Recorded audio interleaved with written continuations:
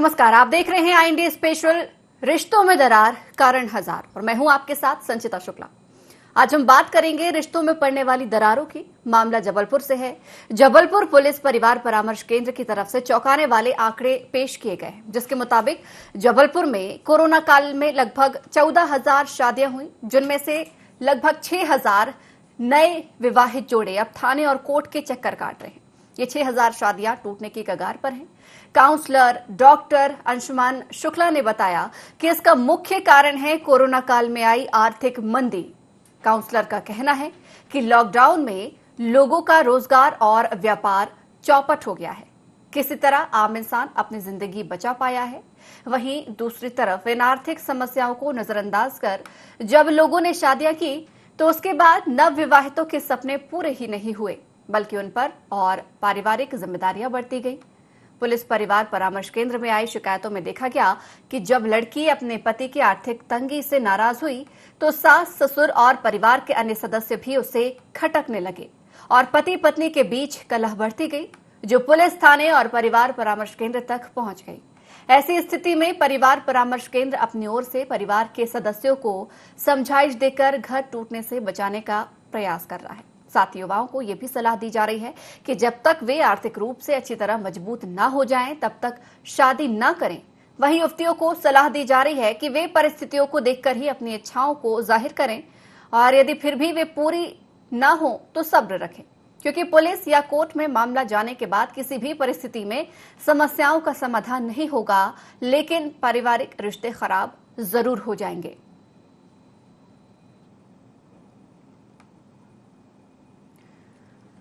तो कोरोना काल में रिश्तों में दरार आई है। पति पत्नी में तकरार देखी जा रही है। आर्थिक तंगी ने घरों की कलह बढ़ाई। आपको बता दें कि पिछले 2 सालों की स्थितियों पर नजर डाली जाए तो कोरोना काल में लॉकडाउन में लगभग सिर्फ और सिर्फ जबलपुर शहर में ही 14,000 शादियां हुई, जिनमें से अब 6,000 शादियों पर खतरा मंडरा रहा है। नतीजा आर्थिक मंदी। पारिवारिक कलह और आर्थिक मंदी एक मुख्य कारण माना जा रहा है। परामर्श केंद्र में ये शादियां पहुंच रही हैं और लोग कोशिश कर रहे हैं कि हालांकि उनकी शादियां बची रहें, लेकिन कोर्ट तक भी कुछ मामले पहुंच चुके हैं। 6,000 शादियां टूटने की कगार पर आ चुकी है। एक बड़ा आंकड़ा यहां पर प्रस्तुत किया गया है।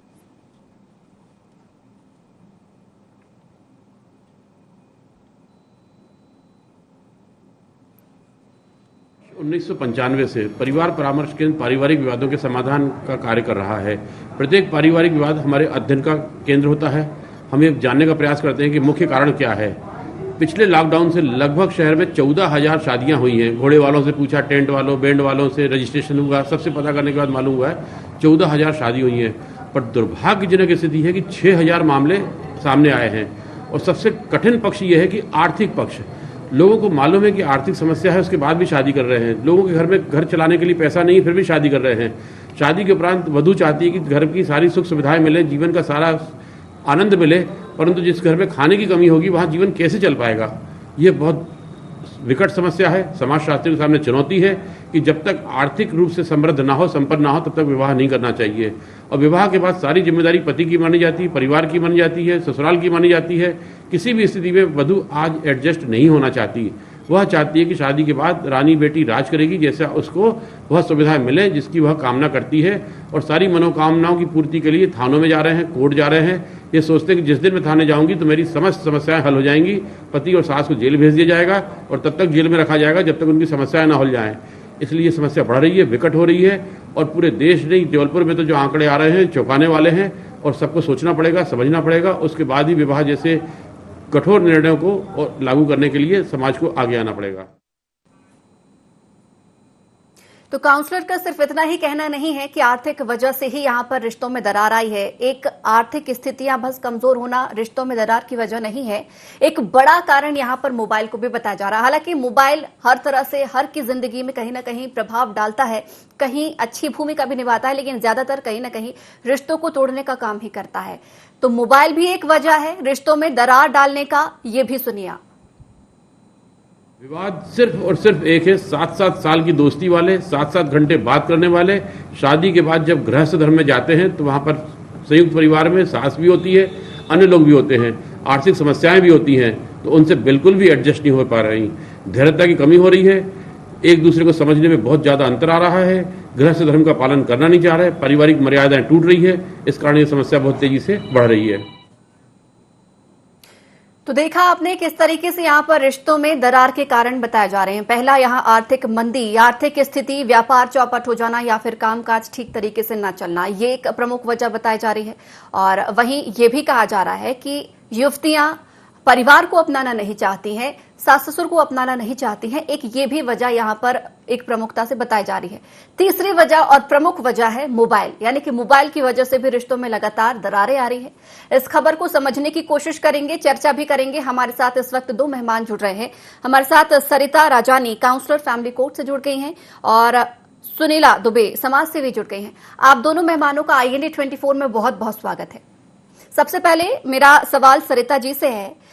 सरिता जी, फैमिली कोर्ट में हैं आप, किस ऐसे मामले आपके पास भी न जाने कितने रोजाना आ रहे होंगे और आप लगातार काउंसलिंग भी परिवारों की कर रहे होंगे। सबसे ज्यादा वजह क्या मानी जा रही है इस वक्त? देखिए, पहले की स्थितियां बहुत अलग थी, लेकिन कोरोना काल के दौरान जब लॉकडाउन हुआ, लॉकडाउन के बाद जो पारिवारिक विवाद जो बढ़ रहे हैं, उसमें बहुत विभिन्न तरह के कारण हमारे सामने आते हैं, जिसमें जिस तरह से अभी आपने बताया कि आर्थिक तंगी भी एक मुख्य कारण है। आर्थिक तंगी क्योंकि बहुत सारे व्यवसायी जो है उनका व्यवसाय छूट गया, नौकरियां छूट गई, इस कारण से अवसाद का शिकार बन रहे हैं, जिस कारण परिवार में कलह कलेश बढ़ रहा है। तो एक आर्थिक तंगी है, जहां व्यवसाय नहीं है, जहां नौकरी नहीं है, तो वेतन की भी लगभग कटौतियां हुई हैं काफी जगहों पर, जिसके कारण एक विवाद का कारण बहुत हद तक आर्थिक तंगी है। जहां पर मोबाइल की बात करें तो घर पे रहने के पश्चात घर के कामों में हेल्प न करके जो पुरुष वर्ग है उसने बहुत अधिक समय मोबाइल पर बिताया, और वहीं पर बहुत सारे जो एक्स्ट्रा मैरिटल अफेयर थे वो भी कई जगह पर घर पे रहने के कारण सामने आए। मोबाइल पर किसी मैसेज के थ्रू, व्हाट्सएप के थ्रू या किसी सोशल नेटवर्किंग के थ्रू जो भी संपर्क में आए, और इस तरह के जो परिवार में ज्यादा समय एक साथ बिताया गया, उसमें बहुत सारी चीजें जो घर से बाहर रहकर महिला चाहे पुरुष वर्ग जो करते थे वो परिवार वालों की, सदस्यों की नजरों में आई। एक कारण उसमें मुख्य ये भी है। फिर दूसरा है कि जब हम बहुत सारा समय एक साथ एक छत के नीचे बिताते हैं तो हर एक छोटी से छोटी बात पे हमारे बीच में तनाव होता है। वो छोटी बातें बहुत सारी हैं, जैसे बच्चों के स्कूल का होमवर्क कराने से लेकर है, बच्चों के साथ ज्यादा समय व्यतीत करने से, बच्चों का ज्यादा टीवी देखने से है।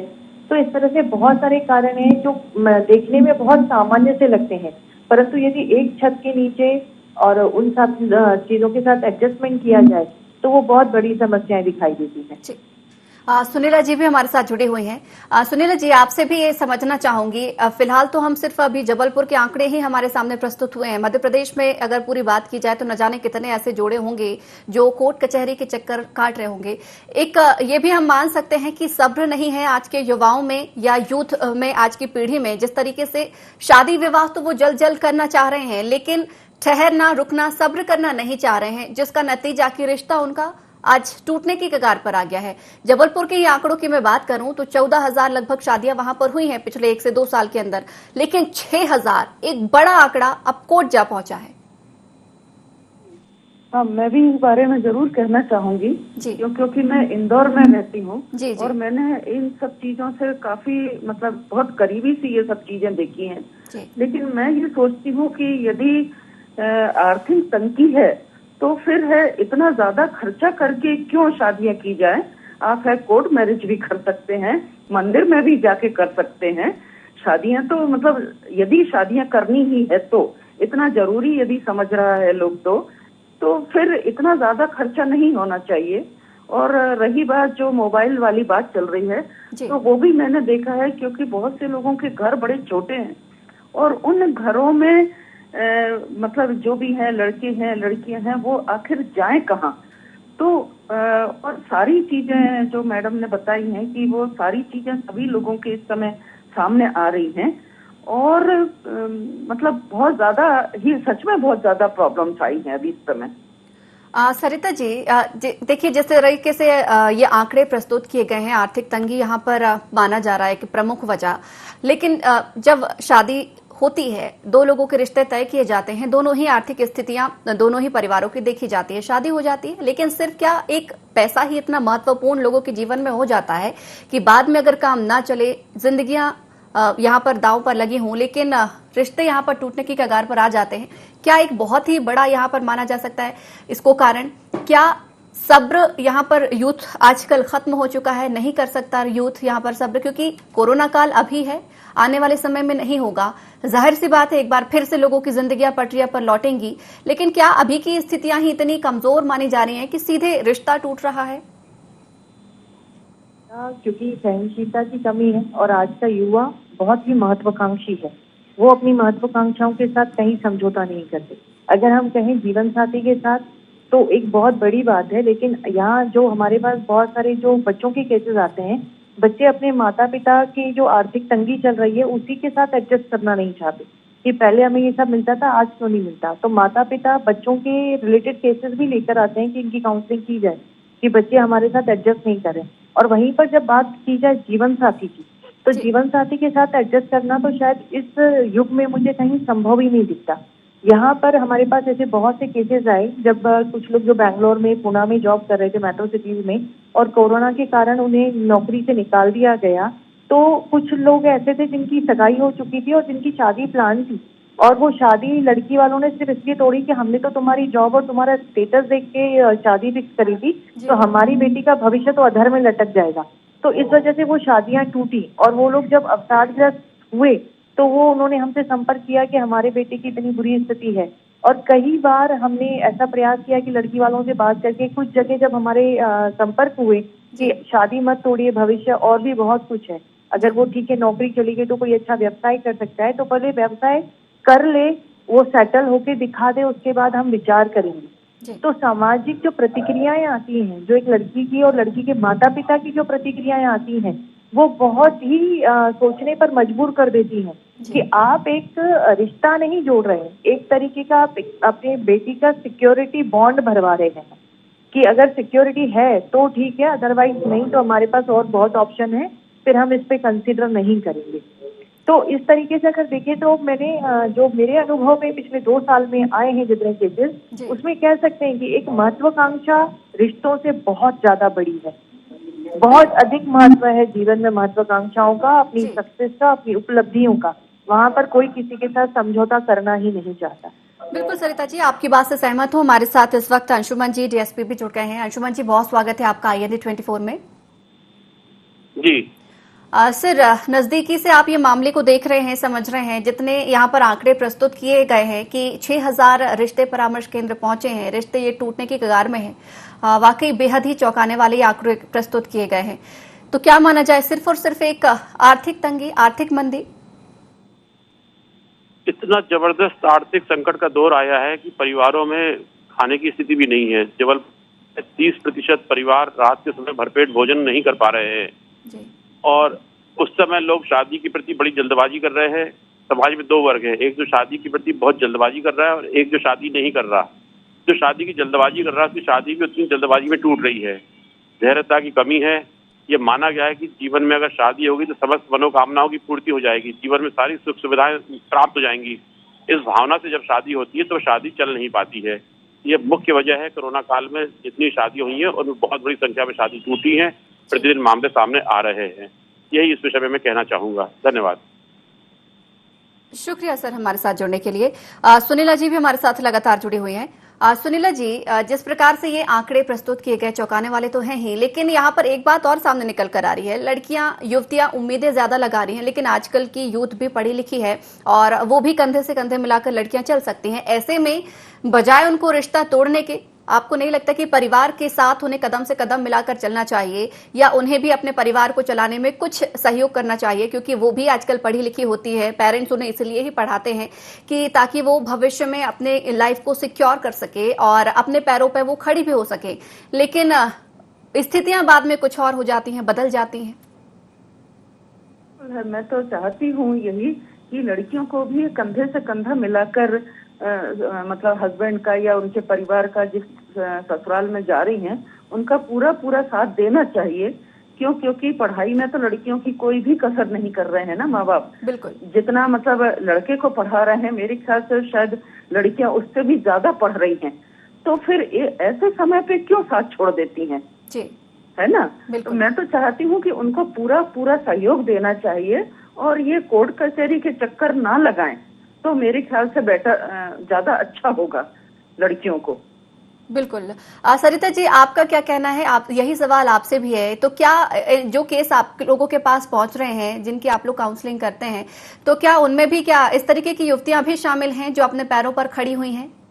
देखिए, जो युवतियां अपने पैरों पर खड़ी हैं, बहुत ज्यादा वर्ग है जहाँ पर है ना पत्नी जो है वो अच्छी आय अर्जित करती है और पति के साथ कंधे से कंधा मिलाकर चलती है, लेकिन तब तक चलती है जब तक पति की आय भी अच्छी होती है। लेकिन जहाँ पति थोड़ा सा कमजोर हुआ या परिवार थोड़ा सा कमजोर हुआ या पति ने अपनी पत्नी की कोई बात नहीं मानी, वहां पर अलगाव की स्थिति आती है कि मैं आय अर्जित करती हूँ, मुझे किसी सहारे की जरूरत नहीं है। अब यहीं पर जब लास्ट लगभग 15-20 दिन पहले मेरे पास एक केस आया था, वो केस काफी वायरल भी हुआ, जिसमें पति कैंसर पीड़ित हो गया पिछले 4 साल से, तो पत्नी ने उसे घर से निकाल दिया। और आज उसने भरण पोषण का केस के तहत जब मेरे पास परामर्श के लिए आए और जब मैंने उनसे परामर्श के लिए कहा कि कैंसर पीड़ित है, रीढ़ की हड्डी का कैंसर है, तो भरण पोषण कहाँ से दे सकता है, तो उसका ये कहना था कि अपनी किडनी बेच दे। बहुत ही चौंकाने, बिल्कुल बिल्कुल मैम, बहुत ही चौंकाने वाली बात कही है उन्होंने। बेच दे, मरने वाला तो वैसे ही है। तो जब इस तरह की मतलब ऐसे शब्दों के साथ जब हमारे सामने कोई महिला अपनी बातों को रखती है, तो हमें लगता है कहीं ना कहीं बहुत ज्यादा समाज में संवेदनहीनता फैल गई है। रिश्तों के प्रति जो संवेदनाएं होनी चाहिए, जो भावनाएं, जो आदर होना चाहिए, जो समर्पण होना चाहिए, वो धीरे धीरे लुप्त होता जा रहा है। एक माँ अपने बच्चे के 8 साल के बच्चे के सामने बैठ के अपने पति के बारे में ऐसा वक्तव्य करती है, तो बेटे से आप क्या उम्मीद करते हो कि बड़ा होके वो आपकी क्या आदर करेगा, क्या केयर करेगा आपकी? क्योंकि जब आप अपने मरते हुए या कुछ समय बाद वो व्यक्ति शायद जीवित ना रहे, जिस तरीके का उसको कैंसर है और वो कीमोथेरेपी भी चल रहा है, उसके साथ हमें उस समय उसको संवेदनाओं के साथ उसके साथ व्यवहार करना चाहिए, ना कि उसे ये कहें कि तुम तो मरने वाले हो, किडनी दे दो और किडनी से किसी का भला हो जाएगा और तुम्हारे बेटे का भरण पोषण हो जाएगा। तो इस तरह की मानसिकता समाज में बहुत ज्यादा फैल गई है। जहाँ पहले की दौर होता था कि जहाँ महिला कंधे से कंधा मिलाकर परिवार को सहयोग करना चाहती थी, एक सम्मानजनक स्थिति में जीना चाहती थी, आज अगर उसको देखें, अगर वो रेशो जो रह गया है वो समाज में बहुत कम है। अदरवाइज ये कह सकते हैं कि गिव एंड टेक वाली स्थिति है कि आप क्या दे सकते हैं तो ही हम देंगे, अदरवाइज नहीं देंगे। मैम, एक सवाल और है आपसे, यही जिस तरीके से अभी आपने बताया कि बेहद ही संवेदनहीनता थी इस मामले में, इस तरीके से एक महिला का वक्तव्य चौंका देने वाला होता है। जब आप लोगों के सामने ऐसे मामले आते हैं तो किस प्रकार से फिर आप काउंसलिंग कर पाते हैं उन लोगों का, क्योंकि उनकी मानसिकता में बदलाव लाना ये एक आप लोगों के लिए कहीं ना कहीं चुनौती तो साबित होती ही होगी। देखिए, चुनौतियां तो बहुत हैं, क्योंकि जिस तरह से समाज की मानसिकता में बहुत तेजी से परिवर्तन हो रहा है, दिन प्रतिदिन हमारे पास भी जिस तरह के केसेस आते हैं और जिस तरह की मानसिकता अपनी लोग प्रकट करते हैं, हमारे लिए बहुत चुनौतीपूर्ण होता है। लेकिन उतना ही अच्छा लगता है अपने कौशल को निखारना, कि हम इस तरह के लोगों के साथ या इस तरह की मानसिकता को कैसे परिवर्तित कर सकते हैं जी।